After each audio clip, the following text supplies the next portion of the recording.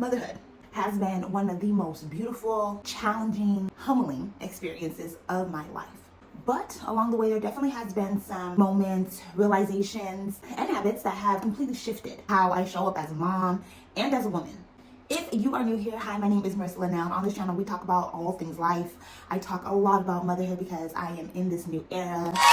We also do talk about personal development and femininity, and that type of content has been on the back burner a little bit as I'm just going through this new era, but it is coming back, and I am really excited about it. So if either of those things are of any interest to you, please be sure to hit the subscribe button. Today, I'm going to share things that have been complete game changers for me.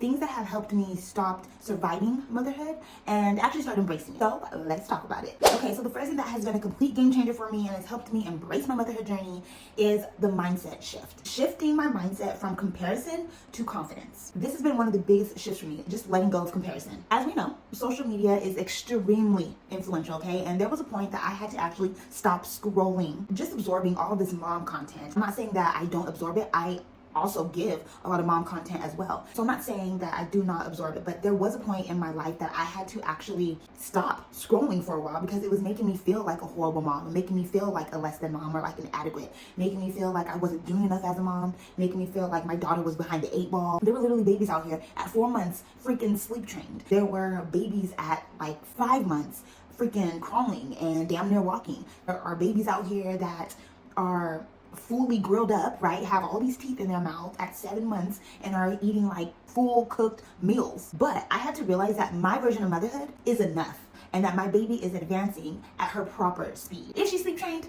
No, but she's definitely getting enough rest. Was she crawling at 5 months? No. It took about 8.5 months for her to get comfortable to start crawling and moving on her own, but she's still getting to where she needs to go. Was she eating full meals at 7 months? No, because we're 10 months in and my baby still has no teeth, but she definitely isn't missing any meals. I promise you that. And if you see my baby, you know what I mean. My baby's a little bit chunky, just a little, but she's not missing any meals. I had to realize that my baby does not need a perfect mom. She needs a present one. And I do not need a perfect baby. I need a happy one. And so the confidence came when I stopped chasing other people's blueprints and just started mothering the way I knew how, using my own instincts as a mother. We all have our own mothering instincts, and those instincts are literally tailored to fit your baby that you had. Just understand that you are able to raise your baby how you see fit, and your child is able to grow how they see fit. Next is having non-negotiable routines and habits. Creating daily habits has shifted my household's energy, okay? For example, I am a stay-at-home, full-time, work-from-home mom, and there are some things that we do on a daily basis that are non-negotiable, things that help us achieve our daily tasks, okay? So the first thing is we get up and we get dressed. It's non-negotiable. I get up, I get dressed. Daughter gets up, she gets dressed. I comb my hair, I comb her hair. We get ready for our day, no matter what that day may look like. There are days where we may have to run out of the house early in the morning to run some errands at grocery stores, or there are days where we won't be going anywhere. We still get up and we get dressed and we comb our hair every day, okay? That helps set an energy for us. Another daily thing that we do every day is we get up and get out of the house. We go for a walk. We are cooped up for so many hours in this house, especially because we work from home. I say we because my daughter's with me, so it's a us thing. But we work from home, so it's very easy for us to just be stuck in this house all day. I make it a point for us to get out of the house. We go for a daily walk, 30 minutes minimum. It helps us just get out and just to get some fresh air, get some sunshine on our skin. And we both look forward to those things. Not only is it like a mental dump, but you know, it's also a physical glow up as well. I'm getting my steps in, daughter is getting her scenery in, okay? She's getting her fresh air. And then another thing that we do on a daily basis is we have breakfast together. Daughter knows that when we come back from our walk, it's time for her to sit in her high chair. I get her breakfast, I get my breakfast, and we sit down and we have breakfast together. Having these types of routines just help me feel grounded. And when I feel grounded, I'm a better mom. And honestly, it's just about protecting our peace through routine. It's not about perfection here. Another thing that has changed my motherhood journey for the better is enjoying modern day conveniences. And this was actually a really big turning point for me because I have never been that person to enjoy modern day conveniences outside of Amazon. Like going to the grocery store or going to get food. I am a person who likes to get up and go out. I like to do things myself. I never did enjoy modern day conveniences, even when it was all the rage, even when it was the most expected to use, like during COVID. People were Instacarting things left and right. People were door dashing things left and right. I was never that person. And that comes from me being a struggling college student. I was not spending my last $8, $9, $10 on getting something delivered when I can actually get my ass up and go get it myself. So that was the mindset that I've always been working in. Even through COVID and things like that, I never saw the need to spend the extra little cash. But now, today, as a mother, these conveniences are necessary for my mental health, okay? They help so much, especially throughout the week. For example, I know a lot of people love Costco, right? Costco is like everyone's favorite freaking store. Everyone loves it. It has everything you need, etc., etc. I am not that person, okay? I do not like that store. I don't like going into Costco. It's so overwhelming for me. It stresses me out. Like, it's just so much. For it to be such a huge space, it's a warehouse, and there's so many people there still. It's so crowded, and it's so huge. And also, I feel inadequate being there because I literally go to Costco for like 3 things.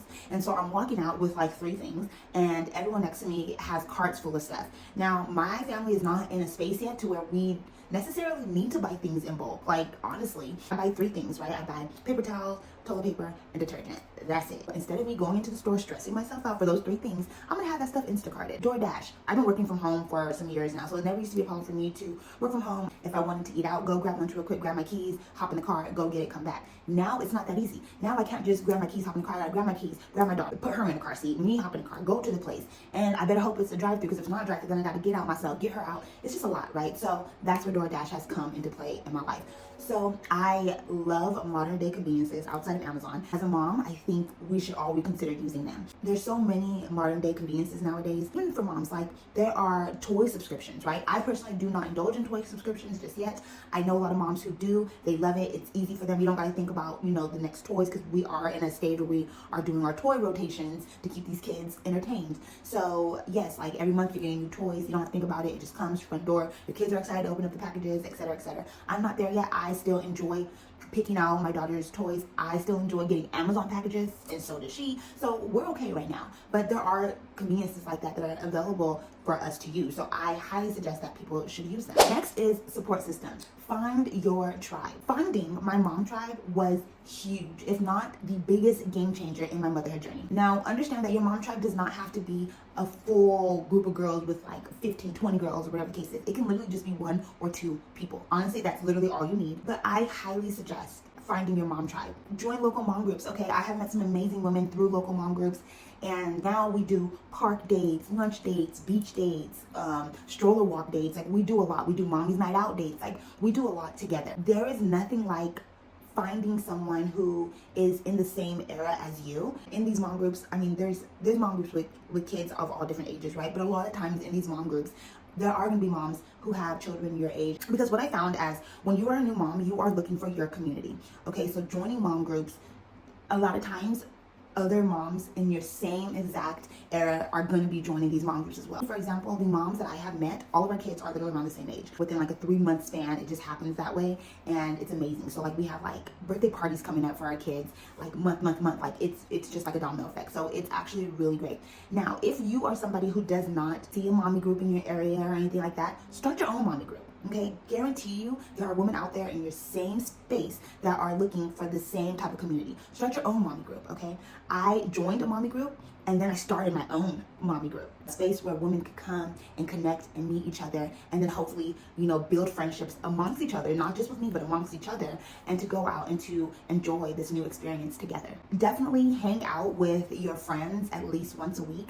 When I say hang out with friends, they don't have to be other moms, right? I mean, it helps, but it doesn't have to be other moms. If you have friends in your life who maybe are not even moms yet and are still willing to hang out with you and understand you and want to hang out with you, want to be around somebody who is not a mother, hang out with those people. I have a friend who is not a mother yet, and I spend a lot of time with her. She embraces my motherhood journey. She's accepting to it, to my daughter, to my family. And even though we're in different stages of our life, we are still able to pour into each other. Finding my tribe was a huge game changer. I needed it. I needed the community. I needed the adult conversations. I needed the conversations with people who are in the same stages of my life. And I needed a space to be Marissa, not just Maya's mom. Finding your tribe, going out, hanging out with them, it's not selfish. It's definitely necessary. Next is boundaries. Creating boundaries that fit your lifestyle, your family's lifestyle. Once I became a mom, I quickly learned that I couldn't be available to people the way I was available to them. So like, for example, people used to be able to call and text me all day, any given time of the day, and I would usually be available to talk. If not available to talk on the phone, I'm available to text. that has completely stopped and come to a halt. My phone now goes on D&D at 7 p.m. Okay, so if you do not catch me before 7 p.m., you don't have to wait till the next day to talk to me, because that is my time. I'm very intentional with spending time with my family. I'm getting us all ready for the next day. I am winding down. I am putting my daughter to bed. I am spending time with my fiance. I am relaxing, and that is it. I do not care what is happening. If it's an emergency, obviously there are ways to get a hold of me, but if it's not an emergency, I do not care. Out of sight, out of mind. But I do have friends who create boundaries. Like, they do not want any visitors. Like, on Sundays, they are off the grid. Like, there is no finding them, no speaking to them. They are with their families. So I totally get it. Create boundaries that are beneficial to you and your family. Me creating my boundaries, especially my 7 p.m. boundary, has literally helped so much. It has made my motherhood journey more enjoyable. Next is healing and identity. Okay, so the truth is, I had to rediscover my femininity post-baby. Okay, now people are like, your femininity post baby. Yes, I had to actually rediscover it. I know people are going to say having a child, birthing a child, is the most feminine thing you can ever do with your life, and you are not wrong. Those people are not wrong. They are absolutely right. But it literally is something that you have to continue to work at. Like, I am a feminine woman through and through, so the personality is always going to be there. But I had to refine my femininity style, my post-baby style. I lost myself a little bit after having my child. I lost my femininity style a little bit after having my child. I found myself dressing for convenience and comfortability versus pleasure. I was still being cute, but I was just so concerned with being comfortable and everything being convenient, right? Because I'm breastfeeding. I want to make sure that my shirts aren't too tight so I can just lift them up. Or I just want to throw on some leggings because it was quick and it was convenient. Nothing that I was wearing and how I was dressing was done out of pleasure. The turning point for me, and when I started to find my femininity post-baby style, was when I started hanging out with my tribe, when I found my support groups, when I started doing things with other moms, right? I'm attending events, and it really did push me to have to find my style, because you're going to themed events, right? So you have to buy new clothes for these themed events. I'm putting on makeup again. I'm getting my hair done again. I'm making sure my nails are to the T, because I'm going back outside. I'm being around other women. I'm starting to feel good about myself. That was when I started to rediscover who I was. That is when I found my femininity again, post-baby, and my style. Next is perspective shifts. I had to change my perspective on a lot of different things, okay? The first one was realizing that this baby stage was not gonna last forever, okay? It does end, and every day, like, something is ending, okay? These babies get more and more independent every day, and it is a beautiful thing to see, but it's also very sad. And it's very hard, right? The baby stages are very hard on us as moms, but as these kids are growing up and getting more and more independent, life does honestly get easier. So that was one perspective that I did have to think about and to shift. It's not forever, but the bond that we are creating is. The next perspective is learning that when my daughter is crying, she is trying to communicate. Her cries do not mean that I am failing. Her cries do not mean that she is trying to deliberately give me a hard time.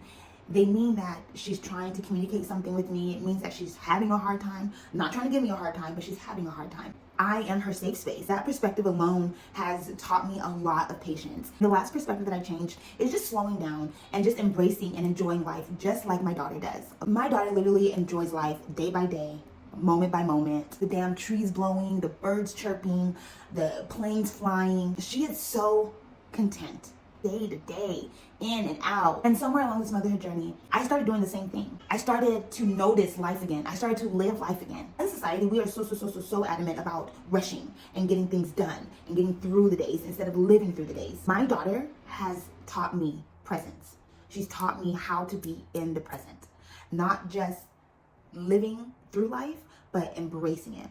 Which also brings me to one more perspective. Growing up, I always thought that when you became a parent, you had to do life around your kids, okay? I thought that your life, your schedule, everything is done around your child. Whether you go out to eat, whether you go on vacation, whether you go to the store. I thought it was all based around your kid. Whether they are sleeping, whether you have somebody to watch them, etc., etc. I had to learn that motherhood is not about doing life around your kids, okay? It is about doing life with your kids. Do life with your kids. I do life with my daughter. We go out to eat, we go to the store, whatever the case is, but we do it together. That perspective alone has completely changed my motherhood journey.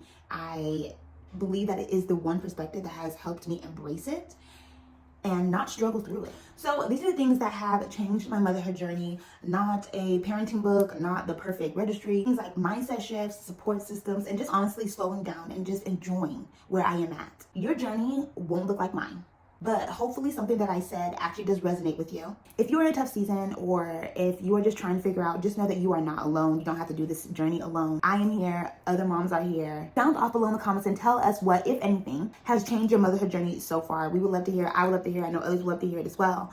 Thank you so much for tuning in to this video. I truly do appreciate you guys. Please make sure you are liking, commenting, sharing, and subscribing to my channel. And until next time, smooches. I won't let no one come and take your place, 'cause the love you give, it can't be replaced.